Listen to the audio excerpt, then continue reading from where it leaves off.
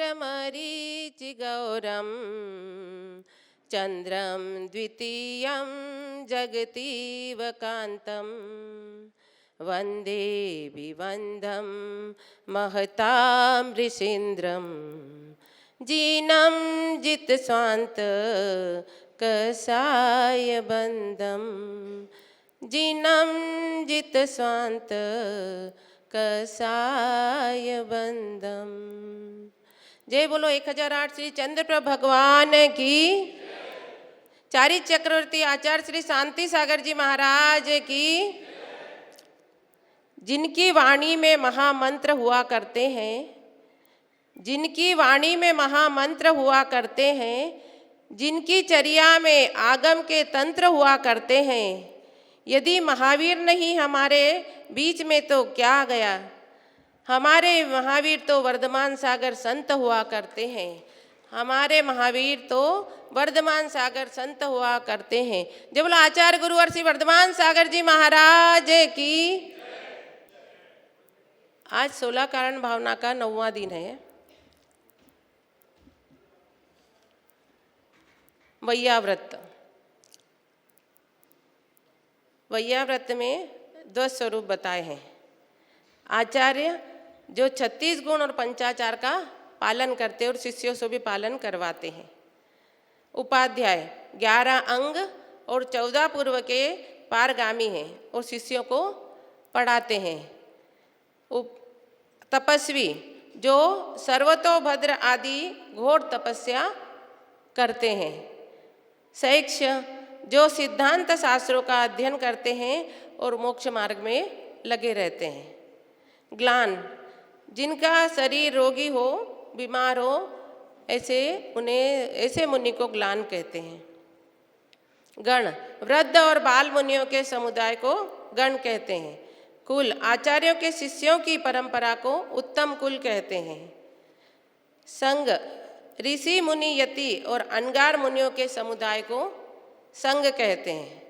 साधु जो मुनि त्रिकाल योग धारण करते हैं और मोक्ष की सिद्धि में लगे रहते हैं, उन्हें साधु कहते हैं। मनोज्ञ जो आचार्य साधु और संग को प्रिय हो और हमेशा संग की सेवा में लगे रहते हैं, उन्हें मनोज्ञ कहते हैं। 16 कारण भावना का स्वरूप। जैन धर्म पवित्र भावनाओं से जुड़ा हुआ है। भावना धर्म का मूल है। हम धर्म करते रहे, यदि हमारे अंदर के परिणाम भाव शुद्ध रहेंगे तो हमें उसका सुफल मिलेगा, और यदि भावना अशुद्ध हुई तो हमें अशुद्ध फल मिलेगा। भावना भव नाशिनी, भावना भव वर्धिनी। दूषित भावना के द्वारा संसार की वृद्धि होती है और निर्बल भावना के द्वारा संसार का नाश होता है। भाव शुद्धि के भेद विज्ञान, सुख शांति और वीतरागत, इससे हमें वीतरागता प्राप्त होती है। हम धर्म कर रहे हैं, जैसे उपवास कर रहे हैं, व्रत कर रहे हैं, और हमारी अंदर की भावना कैसी है, तो यदि हम जैन धर्म में यही बताए, जैन धर्म भाव प्रधान धर्म है। उसमें द्रव्य का इतना उपयोग नहीं है जितना भाव का है। यदि हमारे शुद्ध भाव रहेंगे तो उसका हमें परिणाम फल पूरा मिलेगा, और यदि भाव अपने अशुद्ध रहे तो उपवास कर भी लिए अपन ने, 1 महीने का उपवास कर लिया, 1 महीने का व्रत कर लिया, लेकिन अपने अंदर के परिणाम कैसे हैं, वो परिणाम के ऊपर अपना जैन धर्म टिका हुआ है। किसी ने कहा है, नदी की शोभा रेत से नहीं पानी से होती है। नदी की शोभा रेत से नहीं पानी से होती है। पेड़ की शोभा पत्तों से नहीं फलों से होती है।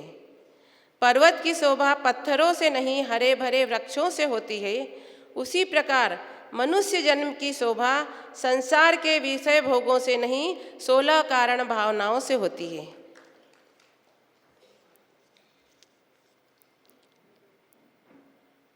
सोलह कारण भावनाओं से तीर्थंकर प्रकृति का बंध होता है। 16 कारण भाय तीर्थंकर जे भये, हर से इंद्र अपार मेरु पर ले गए। पूजा कर निज धन्य लख्यो बहु चाहसो, हमहु षोडश कारण भावे भाव सो। तीर्थंकर की महिमा कैसी है? त्रिलोक पूज्य है। तीर्थंकर चक्रवर्ती, 6 खंड के अधिपति चक्रवर्ती एवं 3 लोक के इंद्र भी उनको तीर्थंकर को नमस्कार करते हैं। और जब तीर्थंकर का जन्म होता है उस वक्त उन्हें सौधर्म इंद्र आकर, उन्हें जब जन्म होता है तो वहाँ पर पता चल जाता है कि तीर्थंकर भगवान का जन्म हो रहा है। उनका आसान कंपानमय हो जाता है और एक पल के लिए नरक में भी शांति हो जाती है जब तीर्थंकर भगवान का जन्म होता है। तो इन्हीं 16 कारण भावों को आगे बढ़ाते हुए वैयाव्रत का आगे आता है। वैयाव्रत क्या है, किसकी करनी चाहिए और कैसे करनी चाहिए? वैयाव्रत में हमारे आचार्य श्री की, देखो अभी हमने देखा है, ये हमारे सामने की बातें हैं, सब देखते हैं कि वैयाव्रती वो कैसे करते। जब वो ब्रह्मचारी अवस्था में थे, यशवंत कुमार थे, उस वक्त उन्होंने साधुओं की इतनी वैयाव्रती करी और इतने अच्छे से वैयाव्रती करी कि उनकी इतनी छोटी उम्र में भी उन्होंने दीक्षा दे दी। और उसके बाद दीक्षा देने के बाद उनके पर इतने उपसर्ग आए, इतना वो मतलब सहन किया उन्होंने, अपने पर उपसर्ग आए, इतना सहनन उन्होंने किया। उसके बाद जब आचार्य पद की बात आई तब भी बोले आचार्य, हम उनको गुरु मुनि वर्धमान सागर जी को हम आचार्य पद देंगे। तो ये किस लिए? ये उनकी वैयाव्रती का ही फल था जो उनको इतनी प्रसिद्धि और इतनी मिली। जो आचार्य यहाँ पर बैठे हैं, पंचम पट्टाधीश हैं, तो ये उनकी वैयाव्रती के कारण उनको ये पद प्राप्त हुआ है।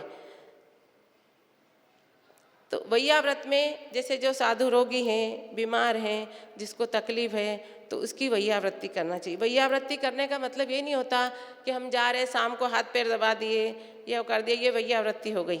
वैयाव्रती का मतलब है जैसे जो साधु, अब बिहार होता है, बिहार में साधु चलते हैं, कभी अकेला कोई साधु जा रहा है, हम लोग जैन भाई हैं, इनको ध्यान रखना चाहिए कि भाई साधु अकेले जा रहे हैं तो उनके साथ हो लें, उनको आगे का रास्ता दिखा दें, या उनको कोई मार्ग में तकलीफ है तो उनका हम सहयोग करें।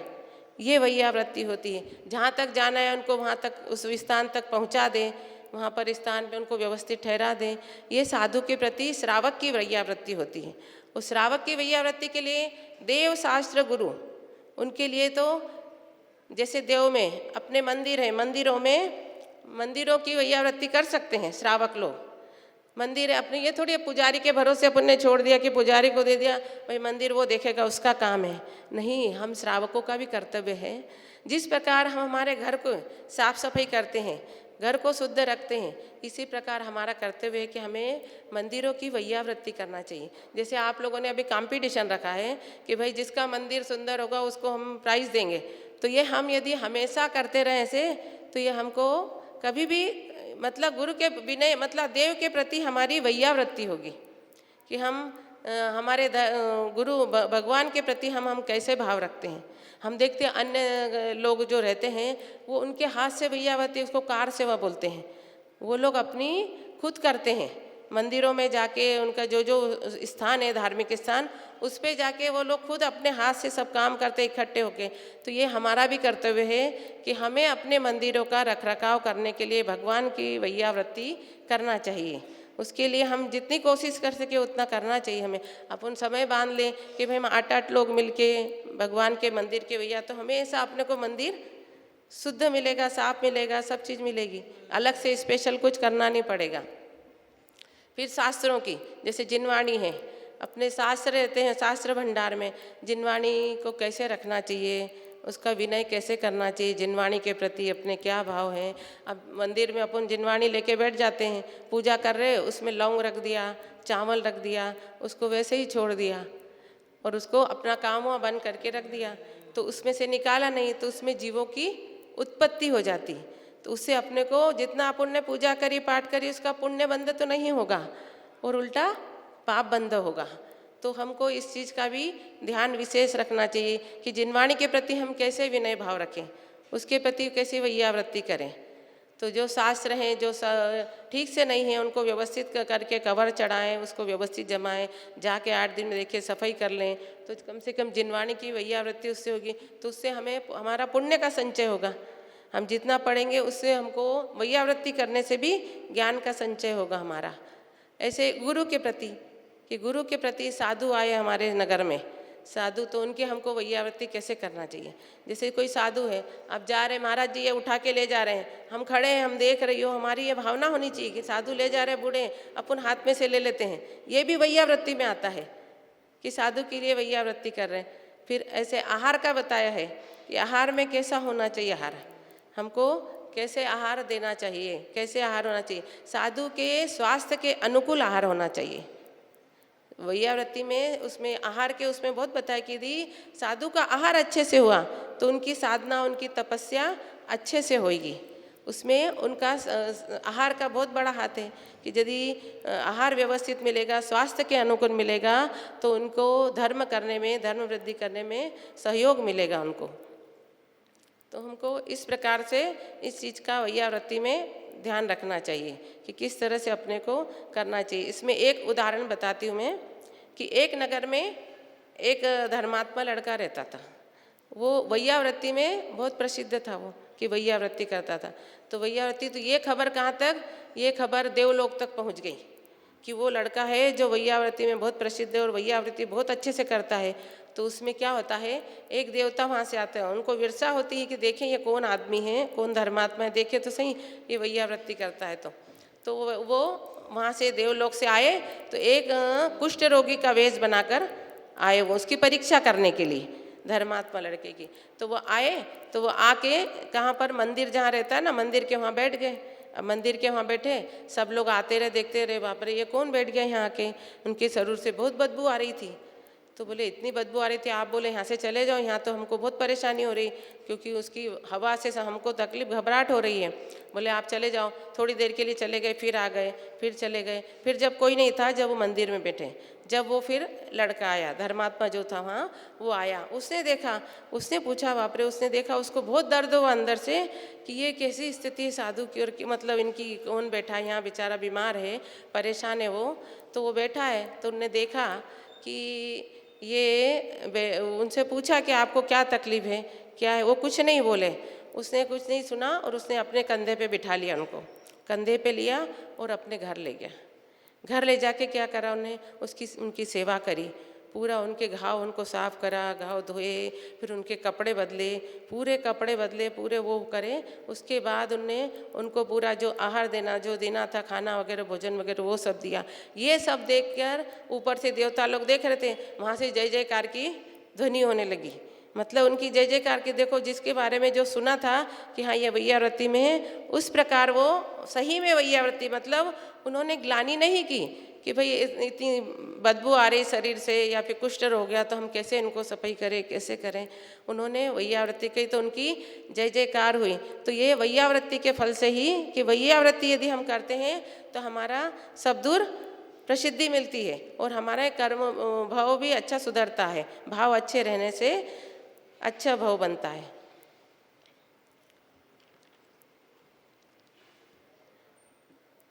ऐसे ही लौकिक व्यवहार में भी, लौकिक व्यवहार में एक थे जो जज साहब थे। जज साहब थे तो वो कोर्ट जा रहे थे, तो गाड़ी से जा रहे थे, जाते हुए रास्ते में उनको आवाज़ आई कहीं से। बोले कहीं से आवाज़ आ रही है मेरे को। तो आवाज़ आ रही थी उनको, उन्होंने देखा कहाँ से आ रही, तो वो गाड़ी से उतरे।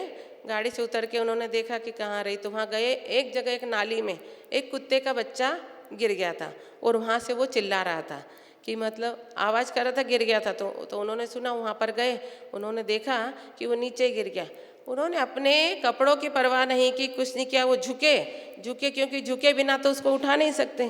तो वो नीचे झुके, उन्होंने हाथ से उसको, कुत्ते के बच्चे को निकाला। तो कुत्ते की आदत रहती, वो बाहर निकला झटकारता है अपने को। तो उसने अपने शरीर को झाड़ा तो सारी छींटे जो थे उनके कपड़ों के ऊपर उड़े। कपड़ों के ऊपर उड़ने से, पर उन्होंने उस चीज़ को ध्यान नहीं दिया। उनके भाव क्या थे, उनने अंदर के भाव ये चल रहे थे उनके अंदर कि देखो मैंने आज कितना अच्छा काम करा है कि एक जीव की मैंने रक्षा करी है। तो उनको अंदर से इतनी प्रसन्नता हुई, उन्होंने अपने कपड़े भी नहीं देखे और उन्हीं कपड़ों से वो जाके कोर्ट में चले गए। अब चले गए, वहाँ सब लोग देखने लगे कि आज ये ऐसे कैसे आ गए, इनके कपड़े गंदे हो रहे हैं, क्या करें। पर उनके मन में ये शांति थी कि मैंने आज एक जीव की रक्षा करी। तो अपने मन के भाव ऐसे अपने को होना चाहिए। अपन करेंगे क्या ऐसा? नहीं। अपने कपड़े खराब हो जाए, अपन तो कभी जैसे गुरु निकलते गुरु को नीचे ढोक देने में भी नीचे नहीं बैठते कि हमारे कपड़े खराब हो जाएंगे, ऐसे हाथ जोड़ के वैसे ही। तो ये सब विनय की बात है कि अपने कुछ भी काम करो तो उसको विनय से, श्रद्धा से, भक्ति से कोई भी काम करे तो उसका अपने को फल बराबर मिलेगा। अपन सोचते हैं देखो पहले ऐसा होता था, अभी भी हो सकता है। यदि अपने भाव परिणाम अपन यदि अच्छे रखेंगे तो अभी भी अपने को उसका फल जरूर मिलेगा। तो एक सच्ची घटना बताती हूँ मैं। एक बार महाराज जी को बहुत ज़्यादा तकलीफ हो गई, उनके पैर में दर्द, उनके सूजन आ गया, पैर बहुत ज़्यादा, पैर में जल वो हो गया, पैर मतलब खराब होने लगे थे, चमड़ी गलने लग गई थी। तो एक व्यक्ति था, उसने उनकी पूरी सेवा करी, उसने ग्लानि नहीं करी। उसको रोज़ ड्रेसिंग में आधा घंटा लगता था, पर आधे घंटे तक वो बराबर सफाई करके पूरी व्यवस्थित करके वो करके सेवा करता था। उसने 8 दिन तक लगत उनकी सेवा करी। उसमें वो महाराज जी खड़े हो गए। ऐसी स्थिति थी कि इनकी अभी क्या मालूम क्या स्थिति होगी कि यहीं समाधि नहीं हो जाए। और उसके बाद उनकी स्थिति इतनी अच्छी रही कि वो यहाँ तक चल के विहार करके यहाँ तक आ गए हैं। तो ये सेवा का फल कि अपने अंदर से वैयावृत्ति की भावना होनी चाहिए कि वैयावृत्ति कैसे भाव हो। जैसे अभी आचार्य श्री देखो, ये पार्थ सागर जी महाराज की कैसी वैयावृत्ति करते हैं, कैसी सेवा करते हैं। ऐसे हमने एक बार कुंडलपुर में देखा था, आचार्य श्री वहाँ पर महाराज जी सौम्य सागर जी थे, उनकी समाधि चल रही थी। उनकी समाधि में आचार्य श्री उनको गोद में उठा के ले जाते थे। कभी कभी ऐसी स्थिति आती थी कि वो नहीं चल पा रहे तो आचार्य जी खुद उठा लेते थे गोदी में और उनको ले जा। हमने हमारी आंखों से ये चीज़ देखी है। मतलब देखो, मतलब कैसी शिष्य के प्रति भी कितनी भक्ति, कितनी वैयावृत्ति, उनके मन के भाव कि उनकी भी वो उठा। वैसा सोचा नहीं कि मैं इतना बड़ा आचार्य हूँ तो मैं शिष्य को कैसे उठाऊँ, पर वो शिष्य को भी उठा के उनकी वैयावृत्ति करते थे। तो ये सब चीज़ वैयावृत्ति के उससे फल से अपने को प्राप्त होता है। अपन अच्छे अपने को अभी जैसे मनुष्य जन्म प्राप्त हुआ है, जैन कुल प्राप्त हुआ है, ये किसके? अपने पूर्वभव में अच्छे कर्म किए होंगे अपन ने कुछ, उसके कारण अपने को ये प्राप्त हुआ। और अब आगे मिलना तो बहुत मुश्किल है ना, कि मनुष्य जन्म मिलेगा। अपन कहते हैं ना, चिंतामणि रत्न के समान है मनुष्य जन्म। अपन को भरोसा नहीं कि आगे मिलना है कि नहीं मिलना है, इसलिए अपन इसको जितना अपना इसका सदुपयोग कर सकते हैं उतना अपने को इसका उपयोग करना चाहिए। जितना अपने से बन सके, जितने अपने अंदर के भाव हो, उस प्रकार से उससे वैयावृत्ति करना चाहिए अपन ने।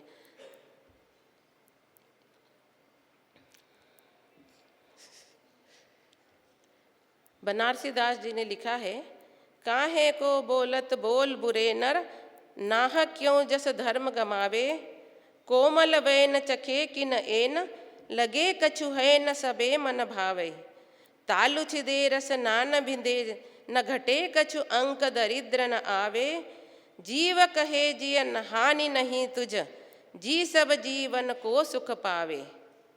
क्या कहा इन्होंने?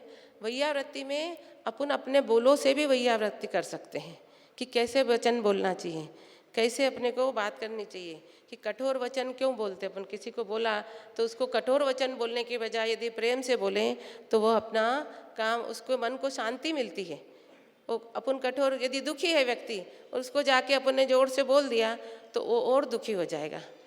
और यदि उसको कोई बात धीरे से समझाई, यदि प्रेम से बोले तो उसमें उसका मन शांत हो जाएगा। यदि दर्द है तो दर्द कम हो जाएगा, दुख कम हो जाएगा उसका। और इसमें हमको ना पैसे लगते हैं ना कुछ लगता। क्या लगता हमको? यदि मीठे वचन बोलने में ना हमको पैसे लगे हैं, ना हमारा कुछ जा रहा है, ना कुछ घट रहा है, कुछ भी नहीं होता। तो इसलिए कहा है कि हमेशा अपने को मीठे वचन भी बोलना चाहिए, वाणी मीठी बोलना चाहिए, जिससे भी हम वैयावृत्ति कर सकते हैं। कोई बहुत दुखी है, कोई बहुत परेशान है, उसको धीरे से प्रेम से समझा दिया, प्रेम से बोल दिया तो उसका दुख कम हो जाता है। जैसे कभी कोई साधु रहते हैं, गुरु रहते, महाराज रहते, माता जी आरिका है, कोई भी दर्द से तकलीफ हो रही है, उनको परेशान हो रहे हैं, तो जाके कोई अच्छी बात कर दी, अच्छी कहानी सुना दी, कोई धर्म की चर्चा सुना दी, तो उनका मन भी उससे दूसरी तरफ लग जाता है। तो अपने दर्द से मन उनका हट जाता है तो परिणाम शुद्ध हो जाते हैं उनके, और इससे इसी प्रकार ये वैयावृत्ति हो जाती है अपनी। तो इसलिए कहा है कि इसी वैयावृत्ति से हमको तातिशय पुण्य का बंध होता है। 16 कारण तीर्थंकर प्रकृति का बंध इसी कारण होता, तो वैयावृत्ति से ये चीज़ हमको होती है। अब एक इसमें उदाहरण और है उसके बाद में, वृषभ सेना का, कि भरत क्षेत्र में कावेरी नगरी में धनपति नामक सेठ रहते थे। उनकी पत्नी जो शीलवती और धर्मप्राणाएँ थी, उनकी पुत्री का नाम वृषभ सेना था। वृषभ सेना के स्नान के जल से ही सबके रोग दूर हो जाते थे। यदि उनके स्नान का जल लगा दें तो बड़ा सा बड़ा रोग भी दूर हो जाता था। यदि किसी को विष चढ़ाओ, जहर चढ़ाओ तो वो भी दूर हो जाता था उससे। तो उसको क्यों मिला, ये उसको ऐसा शरीर क्यों मिला?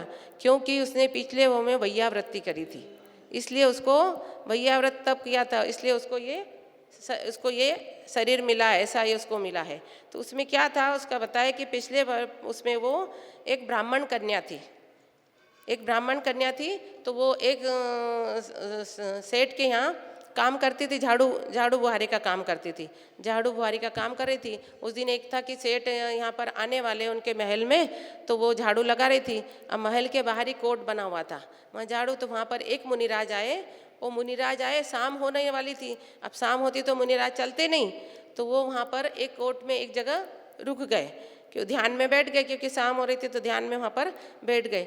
अब ये लड़की आई झाड़ू लगाने आई, तो वो बोले आप कौन है, यहाँ पर क्यों बैठ गए हो? मेरे को यहाँ सफाई करनी है, क्योंकि यहाँ पर महाराज आने वाले हैं, तो राजा, तो वो आने वाले हैं, तो इसलिए मेरे को यहाँ पर सफाई करनी। अब मुनि महाराज तो ध्यान में बैठ गए थे, वो तो कुछ भी नहीं बोले। तो उसको बहुत गुस्सा आया, गुस्से में बोली भी वो।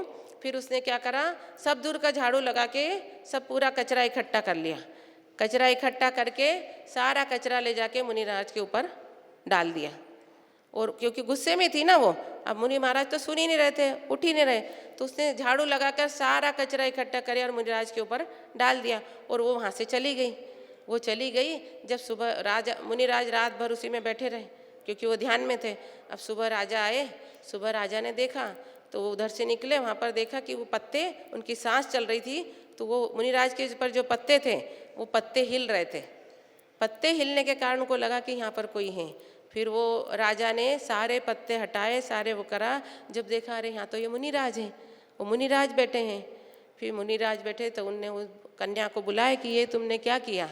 बोली ये तो मुनिराज है और इनको तुमने ये करा, तुमको इसमें ऐसा करना नहीं चाहिए, ये तो त्यागी व्रती साधु है और ये तो तपस्या में बैठे हैं, तो इनका तुम। तो उसको बहुत, लड़की को बहुत पश्चाताप होता है। वो करती, फिर वो प्रायश्चित लेने के लिए क्या करती, वो मुनि की सेवा करती है कि ये मेरे से बहुत बड़ी गलती हो गई कि मैंने ऐसा किया। उसको बहुत पश्चाताप होता है। उसके बाद उसने बोले मैं इनकी वैयावृत्ति करूँगी। उन्होंने खूब वैयावृत्ति करी। वैयावृत्ति करने से वो मुनिराज स्वस्थ हो गए। तो उसके फल से वो ये कन्या यहाँ पैदा हुई। तो ये वृषभ सेना हुई। तो ये किससे हुई? उसकी तपस्या के फल से। तो वो जहाँ पर फिर उसके जल से जो भी जिसके ऊपर छिड़कते, जो बीमार है व्यक्ति या कोई है, वो स्वस्थ हो जाता था। तो ये सब वैयावृत्ति करने के और उसकी तपस्या के फल से उसको ये सब प्राप्त हुआ। तो हमको क्या करना चाहिए? हमको वैयावृत्ति करना चाहिए कि नहीं करना चाहिए? करना चाहिए। जैसे अपने से बने, जितने शक्ति के अनुसार जो भी हो। जैसे साधु को आहार देते हैं, अब आहार देने में साधु के लिए जो जरूरी है वो देना चाहिए। जैसे सर्दी खांसी हो गई, अब तुम साधु को सर्दी खांसी हो गई, इसमें तुम घी दे दोगे, खूब मीठा दे दोगे, तो उनको तकलीफ हो जाएगी। तो उनके पथ्य अपथ्य का हमको विशेष ध्यान रखते हुए साधु के आहार में सहयोग करना चाहिए। तो ये हमारी साधु के प्रति वैयावृत्ति होती है। जय बोलो आचार्य गुरुवर श्री वर्धमान सागर जी महाराज।